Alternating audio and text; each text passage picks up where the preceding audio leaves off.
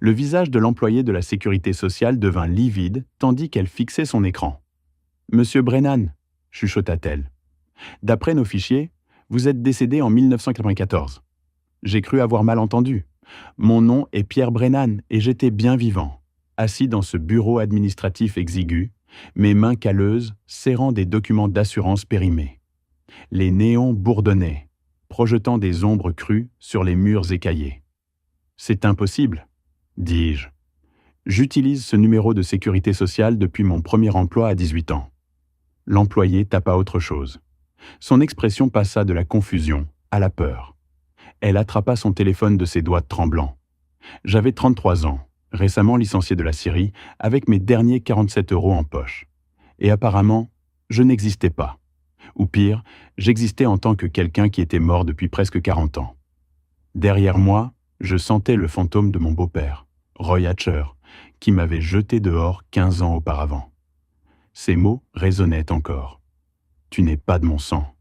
Jamais été. Jamais seras. » Roy avait épousé ma mère Diane quand j'avais 8 ans, 2 ans après la mort de mon père Thomas Brennan dans un accident de camion. Dès le premier jour, Roy avait fait comprendre que j'étais juste un bagage. Sa fille Mélodie recevait tout. Vêtements neufs, jouets, fêtes d'anniversaire.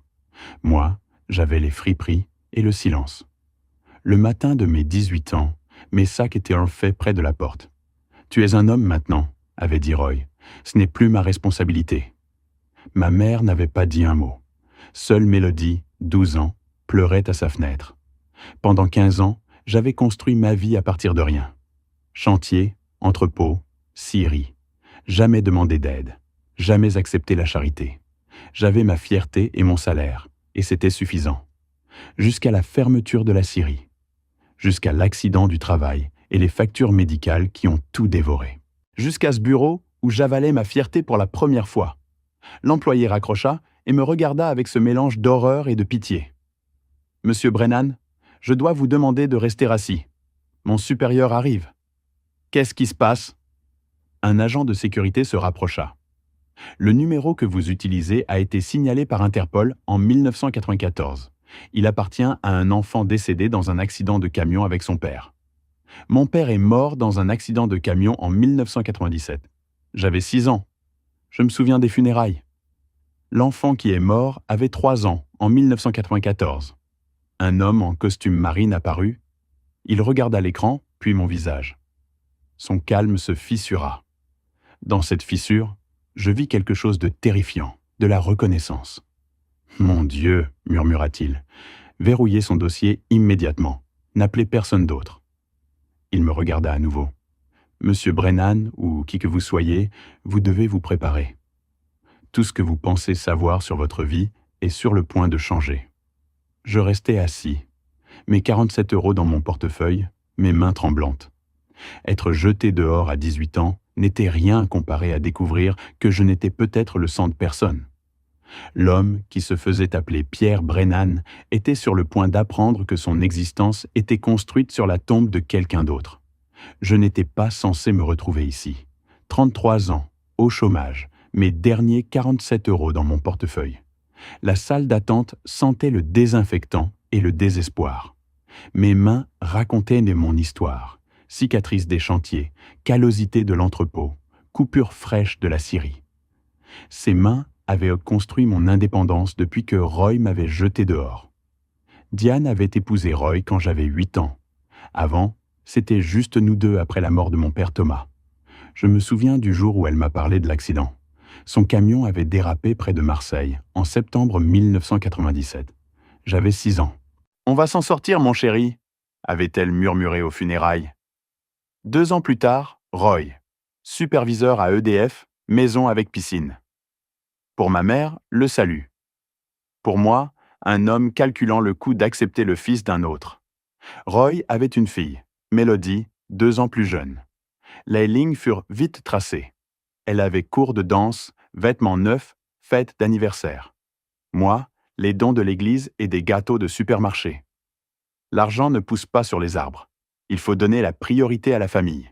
Le message était clair. Je n'étais pas de la famille. Ma grand-mère Ruth essayait de rester dans ma vie. Appel du dimanche, carte d'anniversaire, invitation à Toulouse. Roy trouvait toujours des raisons pour refuser. Le garçon a besoin de travailler, de se forger le caractère. Au lieu d'été avec Ruth, je tondais les pelouses. Roy ne prenait pas mon argent, mais s'assurait que je sache que tout était de la charité. Ton père aurait dû avoir une meilleure assurance vie. Ma mère se recroquevillait à ces mots, devenant un fantôme dans sa propre maison. Le jour de mes 18 ans, mes sacs étaient prêts. Tu es un homme maintenant. Ce n'est plus ma responsabilité. Ça ne l'a jamais vraiment été. Ma mère n'a rien dit.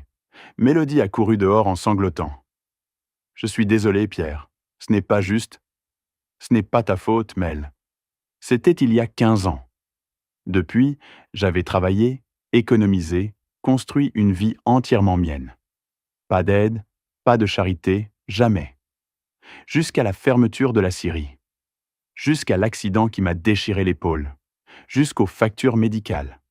Jusqu'ici, sur le point de découvrir que ma vie était construite sur l'identité de quelqu'un d'autre. Le bureau semblait rétrécir. Madame Vega regardait alternativement son écran et mon visage, cherchant à résoudre l'impossible. « J'ai juste besoin d'une couverture temporaire », répétai-je. « La scierie rouvre au printemps.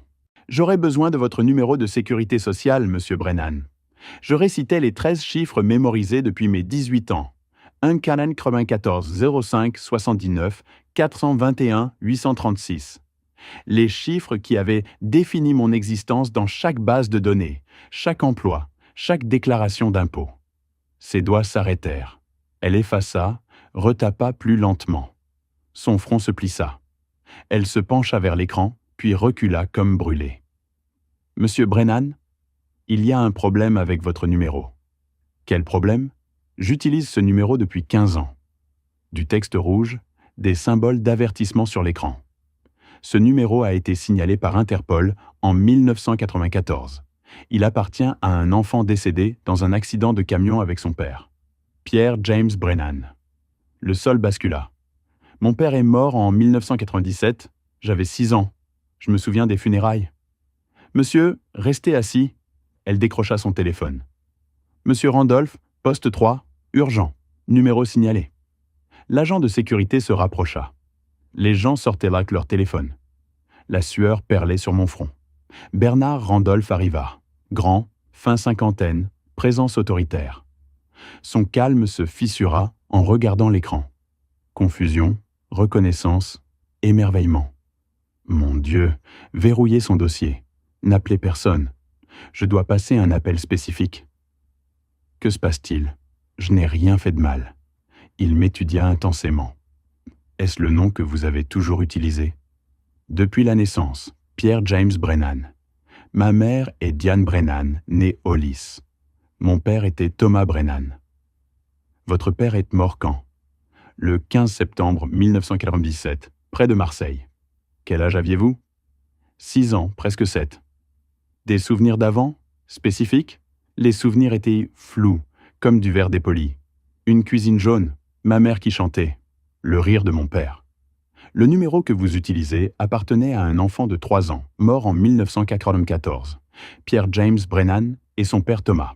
3 ans plus tôt que vous ne vous en souvenez. L'enfant avait 3 ans de moins. Mon téléphone vibra. Numéro inconnu. Restez où vous êtes. Votre vraie mère vous cherche depuis 30 ans. Agent Patricia Morris, police judiciaire, division des enfants disparus. La salle se mit à tourner. Madame Vega parlait de protocole. Randolph téléphonait. L'agent s'était rapproché. Et moi, 33 ans, je venais de découvrir que mon identité était construite sur le nom d'un enfant mort. Je me levai, jambes instables mais voix ferme. Je n'ai rien fait de mal. Si utiliser ce numéro est un crime, je n'en savais rien. Personne ne vous accuse, dit Randolph. Rasseyez-vous. Est-ce même votre vrai nom ? Demanda Madame Vega. Pierre Brennan, le seul que j'ai connu. Parlez-moi de votre premier souvenir. Pas ce qu'on vous a raconté. Ce dont vous vous souvenez vraiment. Je fermai les yeux.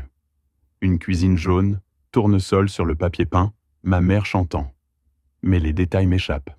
Des amis d'enfance avant 6 ans ? On déménageait beaucoup, disait ma mère, après la mort de mon père. Mais votre père est mort quand vous aviez 6 ans. Pourquoi déménager avant ? L'eau glacée, Ça n'a pas de sens. Tout pointe vers une possibilité. Vous avez été enlevé enfant et élevé sous une fausse identité. C'est dingue. Mais les pièces s'assemblaient. L'hostilité de Roy. Le regard fuyant de ma mère. L'absence de photos avant 7 ans. Mon téléphone vibra. Palais de justice, 4 boulevards du Palais, 3e étage. Vos parents biologiques arrivent de Lyon. Ils vous cherchent depuis 1991. Je montrai le SMS à Randolph. La femme qui vous a élevé, Diane, où est-elle? Je ne sais pas. Mélodie a dit qu'elle et Roy ont divorcé il y a 5 ans. Maman est partie dans l'Ouest. En Bretagne. La police judiciaire l'a en garde à vue. Elle vivait sous le nom Diana Henderson. Elle a été arrêtée, recherchée pour enlèvement depuis 1991. Votre nom n'est pas Pierre. Le vrai Pierre est mort avec son père à 3 ans. Diane était sa mère. Elle a pris un autre enfant pour le remplacer. Vous. Ma mère qui me serrait trop fort. Son regard rempli de culpabilité ou de peur. Roy savait. La réalisation me frappa. C'est pour ça qu'il me détestait. Pour ça qu'il m'a jeté dehors. Elle a avoué à Roy quand vous aviez 17 ans. Elle l'a supplié d'attendre votre majorité. Il a accepté à condition que vous partiez. Alors il m'a jeté. La colère monta. Il m'a laissé croire que j'étais sans valeur pendant 15 ans. Les agents ont tout. ADN, photos, dossier complet. Votre vrai nom est Lucas Wade Palmer. Parents, Jennifer et Michel Palmer de Lyon. Enlevé d'un parking de supermarché à 6 mois. Mes parents, ils sont vivants? Très vivants. Votre mère dirige une fondation pour enfants disparus. Votre père est mécanicien retraité. Vous avez un frère, Denis, né après votre disparition. Madame Vega me tendit une photo. Une famille lors d'un événement caritatif. La femme avait mes yeux, même teinte de vert. L'homme avait ma mâchoire, ma carrure. Le jeune homme ressemblait à un miroir d'une autre vie. Ils n'ont jamais abandonné. 33 ans. Je regardais ces étrangers qui étaient mon sang, ma vraie famille. Les 47 € n'avaient plus d'importance. La sécurité sociale n'avait plus d'importance. Même la colère contre Roy.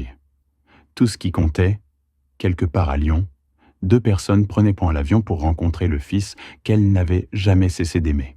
Emmenez-moi les voir. Je dois tout savoir. 2 heures plus tard, j'étais assis dans une salle de conférence du palais de justice qui sentait le café et la vieille moquette. L'agent Patricia Morris, une femme d'une 40aine d'années aux yeux bienveillants et aux manières efficaces, étala des photographies sur la table comme si elle distribuait des cartes. Chaque image révélait un autre morceau d'une vie dont je n'avais jamais su qu'elle existait. « Votre nom est Lucas Wade Palmer », commença-t-elle en faisant glisser la première photo vers moi. Un jeune couple tenant un bébé, tous deux rayonnant devant la caméra. Les yeux verts de la femme étaient identiques aux miens, jusqu'à la petite tache dorée dans l'œil gauche. Vous êtes né le 15 mars 1991 à Lyon. Vous aviez 6 mois quand vous avez été enlevé. Je pris la photo de mes mains tremblantes. Le bébé aurait pu être n'importe quel bébé, mais la femme qui le tenait était indéniablement liée à moi. Même nez, même sourire de travers, même façon d'incliner légèrement la tête quand elle était heureuse. Le 18 septembre 1991, continua l'agent Morris en sortant un rapport de police. Votre mère, Jennifer Palmer, chargeait des courses sur le parking d'un carrefour. Une femme l'a approchée, demandant de l'aide pour des directions. Pendant que Jennifer était distraite, quelqu'un d'autre vous a pris du caddie. Le tout a pris moins de 30 secondes. Les caméras de surveillance? C'était en 1991. Les quelques caméras qu'ils avaient étaient de mauvaise qualité. Tout ce qu'on a obtenu, c'était une image granuleuse d'une femme vous portant vers un fourgon. On sait maintenant que cette femme était Diane Hollis. Elle sortit un autre document. Le vrai fils de Diane, Pierre James Brennan, est mort avec son père, Thomas, dans cet accident de camion en 1994. Mais voilà ce que vous ne savez pas. Ce n'était pas en septembre. C'était en mars. Et l'enfant avait 3 ans, pas 6. Donc tous mes souvenirs d'avoir 6 ans quand mon père est mort, fabriqués. Diane vous a probablement raconté l'histoire tant de fois que votre cerveau a créé de faux souvenirs pour correspondre. C'est plus courant qu'on ne le pense dans les cas d'enlèvement d'enfants. Les jeunes enfants acceptent ce qu'on leur dit comme vérité et construisent leur identité autour. L'agent Maurice affichait quelque chose sur sa tablette. Une femme, fin cinquantaine, toujours belle malgré l'usure de décennies de chagrin. Ses yeux étaient rouges d'avoir pleuré, mais il y avait de l'espoir en eux, désespérés et brillants. Voici Jennifer Palmer aujourd'hui, votre mère, votre vraie mère. Elle n'a jamais cessé de chercher, jamais. Elle dirige la Fondation Palmer pour les enfants disparus. Ils ont aidé à retrouver plus de 200 enfants disparus au cours des 3 dernières décennies. Votre père, Michel, a pris sa retraite anticipée de son garage de mécanique pour aider à la gérer. Votre frère cadet, Denis, est né 3 ans après votre disparition. Il a 30 ans maintenant. Il travaille comme entrepreneur à Villeurbanne. Elle fit glisser vers une autre photo. Un homme d'une trentaine d'années qui me ressemblait si j'avais vécu une vie différente. Même carrure, même main, mais ses yeux portaient une aisance que les miens n'avaient jamais connue. « Ils sont tous ici ?» demandai-je. « Dans ce bâtiment ?»« Dans la pièce d'à côté. Ils ont pris l'avion dès qu'on les a appelés. Lucas, il y a autre chose que vous devez savoir. » L'agent Maurice sortit un autre document. Roy Hatcher coopère pleinement. Il nous a tout dit. Qu'est-ce qu'il savait? Quand vous aviez 17 ans, Diane s'est saoulée un soir et a tout avoué. Elle a dit à Roy que vous n'étiez pas vraiment Pierre, qu'elle vous avait pris après la mort de son fils parce qu'elle ne pouvait pas supporter le vide. Roy allait la dénoncer immédiatement, mais elle l'a supplié. Elle a dit qu'il ne vous restait qu'1 an de lycée. Elle lui a demandé de vous laisser finir, devenir légalement adulte avant que votre monde n'explose. Alors, il a accepté d'attendre, puis m'a jeté dehors à la place. Il pensait qu'il vous protégeait de la vérité. À sa manière tordue, il croyait que vous rendre indépendant était mieux que de vous laisser découvrir que toute votre vie était un mensonge alors que vous étiez encore mineur. C'est pour ça qu'il disait toujours que je n'étais pas de son sang. Il savait que je n'étais le sang de personne. Du moins, pas celui que je pensais. L'agent Maurice secoua la tête. Vous vous trompez. Vous êtes le sang de quelqu'un. Vous êtes le sang de Jennifer et Michel Palmer. Ils saignent depuis 33 ans. Ils attendent ce moment. Elle se leva, marcha vers la porte. « Êtes-vous prêt ?» Je hochai la tête, même si prêt était la dernière chose que je ressentais. La porte s'ouvrit et le temps s'arrêta. Jennifer Palmer se tenait là, figée dans l'embrasure. Elle était plus petite que je ne l'avais imaginé, peut-être 1,65 m, mais sa présence remplissait la pièce. Sa main couvrit sa bouche et les larmes coulèrent sur son visage. Derrière elle, Michel Palmer, grand et solide, agrippait le cadre de la porte comme s'il pourrait s'effondrer sans lui. « Mon garçon » murmura Jennifer, les mots à peine audibles. « Mon petit garçon ». Elle fit un pas en avant, puis un autre, se déplaçant comme si elle avait peur que je disparaisse si elle bougeait trop vite. Quand elle m'atteignit, sa main monta lentement, touchant mon visage comme pour s'assurer que j'étais réel.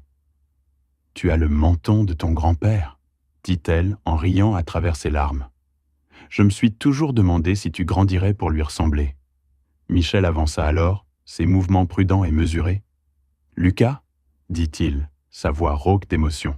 « On n'a jamais abandonné, pas un seul jour. »« Je ne me souviens pas de vous, » dis-je, détestant comment ça sonnait, mais devant être honnête. « Je suis désolé, mais je ne me souviens d'aucun de vous. »« Tu avais 6 mois, » dit Jennifer, sa main toujours sur mon visage. « On ne s'attend pas à ce que tu te souviennes.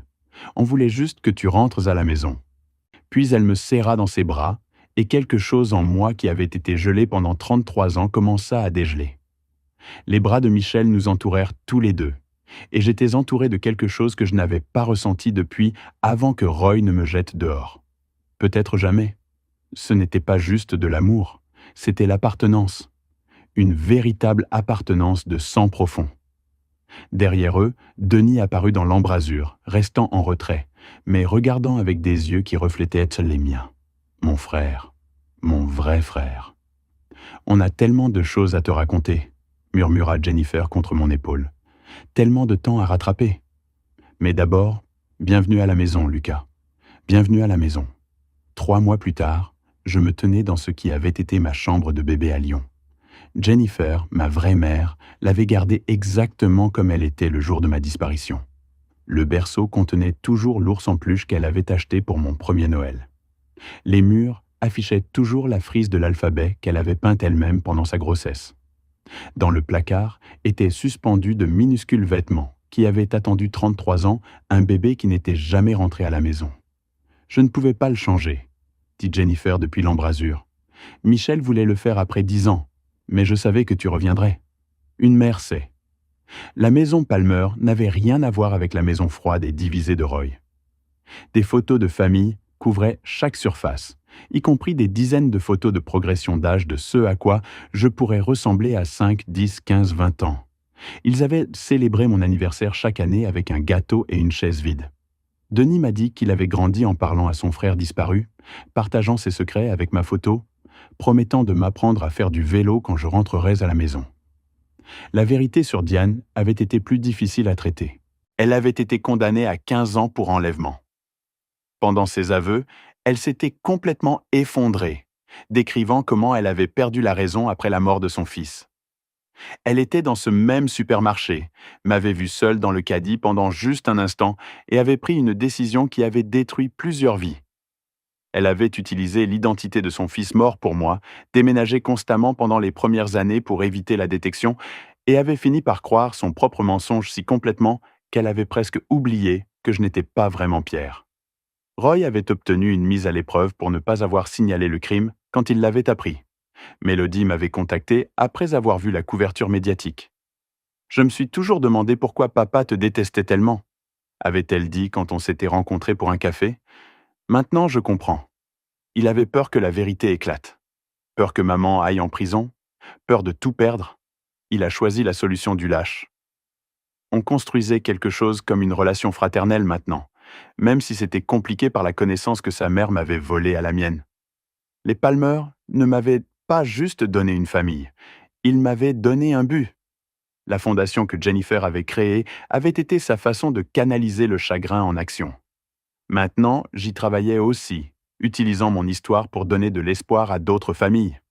On avait retrouvé 12 enfants disparus l'année dernière. Chaque réunion guérissait quelque chose en Jennifer, et en moi aussi. Denise et moi travaillons ensemble dans la construction maintenant. Il possédait une entreprise de sous-traitance et m'avait immédiatement fait venir comme associé. 30 ans, c'est long pour être fils unique, avait-il dit mon premier jour. J'ai beaucoup de trucs de frangin en réserve. Il ne plaisantait pas. Sortie de pêche le week-end, m'apprendre à restaurer des voitures avec Michel, dîner de famille où personne ne comptait qui ait du sang, et qui ne l'est pas, parce qu'on l'est tous. Ma grand-mère, Ruth, qui pensait être ma grand-mère biologique toutes ces années, m'appelle toujours son petit-fils. Quand elle a appris la vérité, elle a conduit directement à Lyon. Je me fiche de ce que dit l'ADN, a-t-elle dit au Palmer. J'ai aimé ce garçon pendant 25 ans. Ça fait de lui le mien aussi. Les Palmer l'ont accueilli dans la famille sans hésitation. Maintenant, j'ai plus de grand-mère que je ne sais qu'en faire. Les 47 € que j'avais dans mon portefeuille ce jour-là, au bureau de la Sécurité sociale, sont encadrés sur mon bureau à la Fondation. Ils me rappellent que toucher le fond peut parfois être une rampe de lancement. La blessure à la scierie qui m'a forcé à demander de l'aide. L'argent de l'indemnisation est allé directement à la Fondation. On l'a utilisé pour mettre à jour notre logiciel de progression d'âge et embaucher un enquêteur à temps plein. Mais la plus grande révélation est venue de l'étude de mon dossier. Le supermarché où j'avais été enlevé avait fait l'objet de 3 enquêtes. Chaque fois, ils étaient à un entretien près de trouver Diane. Un client l'a vu, mais n'a pas pensé que c'était assez important pour le signaler. Un agent de sécurité a remarqué le fourgon, mais n'a pas noté la plaque d'immatriculation. Une personne aurait pu tout changer, mais ne l'a pas fait. Maintenant, quand je parle lors d'événements de la Fondation, je dis aux gens ceci. Si vous voyez quelque chose, dites quelque chose. Ce sentiment dans vos tripes que quelque chose ne va pas, faites-lui confiance. Vous pourriez être la seule personne qui ramène quelqu'un à la maison. J'ai passé 33 ans en tant que Pierre Brennan, vivant comme le fantôme d'un garçon mort en 1994. J'ai été jeté à 18 ans par un homme qui disait que je n'étais pas de son sang, ne sachant pas que j'étais le sang de quelqu'un d'autre. Quelqu'un qui n'a jamais cessé de chercher, jamais cessé d'espérer, jamais cessé de m'aimer. Parfois, les pires moments de nos vies ne sont vraiment que des portes vers qui nous sommes censés être. Ce numéro de sécurité sociale défaillant n'a pas juste révélé mon passé. Il m'a donné un avenir, une vraie famille, un but, une vérité qui vaut plus que n'importe quel mensonge, peu importe combien de temps je l'ai vécu. Le garçon à qui on avait dit qu'il n'était le sang de personne a découvert qu'il était tout pour quelqu'un, et que ce quelqu'un attendait depuis 33 ans pour dire juste un mot. Bienvenue. Chaque histoire de perte peut devenir une histoire de découverte. Chaque mensonge que nous vivons laisse des miettes de pain vers la vérité. Parfois, il faut juste une employée administrative, un numéro signalé, et le courage de suivre ces miettes de pain jusqu'à la maison. J'étais Lucas Palmer depuis toujours. Je devais juste tout perdre en tant que Pierre Brennan pour le découvrir. Merci d'avoir écouté mon histoire. Si elle t'a touché, laisse un like, écris en commentaire ce qui t'a le plus parlé et abonne-toi à la chaîne. Beaucoup d'autres histoires arrivent. Ce n'est pas la fin de la mienne, c'est seulement le début de quelque chose de meilleur.